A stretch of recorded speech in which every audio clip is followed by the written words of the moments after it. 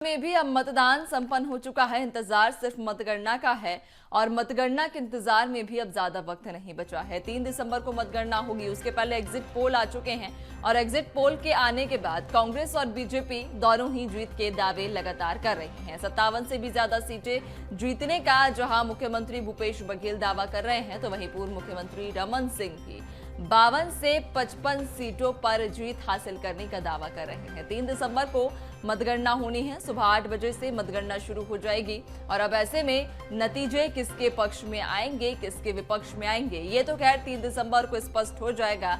लेकिन दावे बरकरार हैं। दोनों ही पार्टियों के एग्जिट पोल अब जब सामने आ चुके हैं और एग्जिट पोल आने के बाद भी मुख्यमंत्री भूपेश बघेल जहां 50 से 55 सीटें जीतने का दावा कर रहे हैं, तो वहीं पूर्व मुख्यमंत्री रमन सिंह भी 52 से 55 सीटों का दावा करते हुए नजर आ रहे हैं। 3 दिसंबर को हालांकि स्थिति साफ होगी कि कौन जीतेगा, कौन हारेगा, किसे जनता जनादेश देती है और किसे नहीं देती है। हालांकि जो किस्मत है प्रत्याशियों की, जो जनादेश है वो कैद हो चुका है ईवीएम में।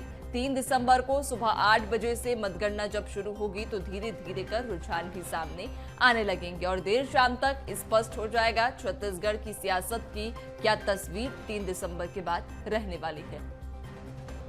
ज्यादा जानकारी लेंगे, संवाददाता शिखर हमारे साथ में जुड़ चुके हैं। शिखर, 3 दिसंबर का इंतजार बेसब्री से है पार्टियों को भी और जनता को भी, चूंकि किस्मत ईवीएम में कैद हो गई है। 3 दिसंबर को 8 बजे से मतगणना शुरू होगी, लेकिन उसके पहले एग्जिट पोल अब जब छत्तीसगढ़ में चूंकि आ चुके हैं, दावा बरकरार है पार्टियों का कि हम जीतेंगे। देखिए, छत्तीसगढ़ में 2 चरणों पे मतदान हुआ। पहले चरण में 20 विधानसभा सीटों पर मतदान हुआ और दूसरे चरण में 70 विधानसभा सीटों पर मतदान हुआ। जिस तरह से मतदान हुआ है, मतदान का प्रतिशत सबसे अच्छा देखने को मिला है, क्योंकि बीते साल की तुलना में इस बार थोड़ा ज़्यादा जो है मतदान देखने को मिला है।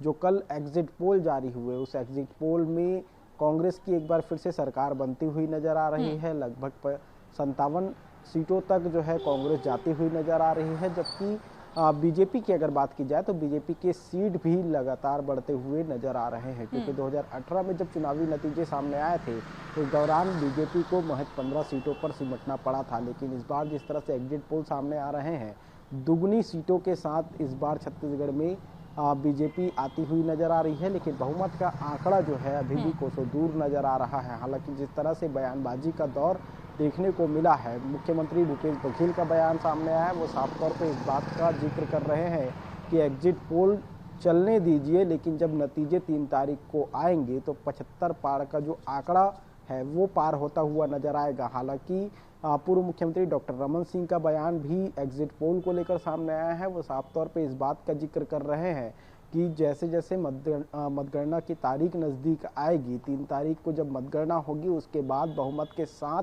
बीजेपी की सरकार छत्तीसगढ़ में बनती हुई नजर आ रही है। कुल मिलाकर देखा जाए तो दोनों तरफ से दावे यही किए जा रहे हैं कि बहुमत के साथ सरकार बनेगी, लेकिन अंतिम नतीजे जो है, जो एग्जिट पोल है, वो कितना सही साबित होता है ये तो 3 तारीख के नतीजों के बाद ही स्पष्ट होगा। और शाम तक 3 तारीख की शाम तक जो है नतीजे पूरी तरीके से स्पष्ट हो जाएंगे कि आखिर छत्तीसगढ़ में किसकी सरकार बन रही है।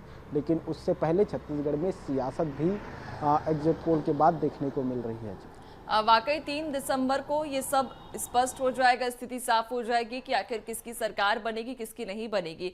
लेकिन देख पा रहे हैं शिखर कि दावे लगातार पार्टियां कर रही हैं। अब जब चूंकि एग्जिट पोल आ चुके हैं सामने, ऐसे में जहां एग्जिट पोल ये बता रहे हैं कि कांग्रेस की सरकार बनने जा रही है और अब बीजेपी भी लगातार ये दावा कर रही है कि इस बार बीजेपी भी 55 से 52 सीटों पर जीत हासिल करेगी। क्या लगता है नतीजे किस तरीके के आएंगे? क्या उलटफेर 2018 की तरह इस बार फिर हो पाएगा, या फिर इस बार बढ़त अगर बीजेपी को मिलती है तो वो कौन से कारण रह सकते हैं आपके हिसाब से शिखर, जो लगता है कि बीजेपी को बढ़त में कामयाबी देंगे?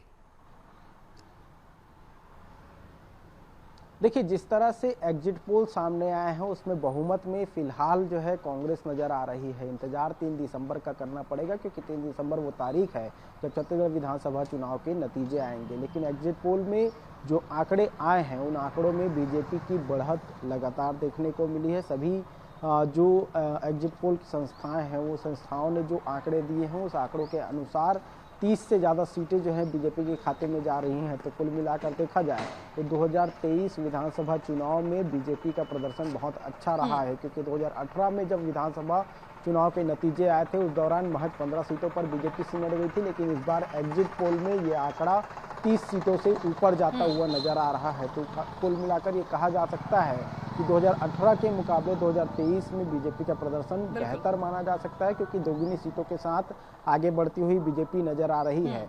मुद्दों की अगर बात की जाए तो तमाम जो घोषणा पत्र में मुद्दे लेकर आए थे उन मुद्दों में महिलाओं को साधने की कोशिश की गई थी, युवाओं को साधने की कोशिश की गई थी। इसके अलावा जो किसान है, जो सब छत्तीसगढ़ में सबसे बड़ा वर्ग है, उसे साधने की भी कोशिश की गई। 3100 रुपये प्रति क्विंटल की दर से धान खरीदने की बात कही गई, 21 क्विंटल प्रति एकड़ धान खरीदने की बात कही गई, एक मुश्त जो है खाते में पैसे देने की बात कही गई।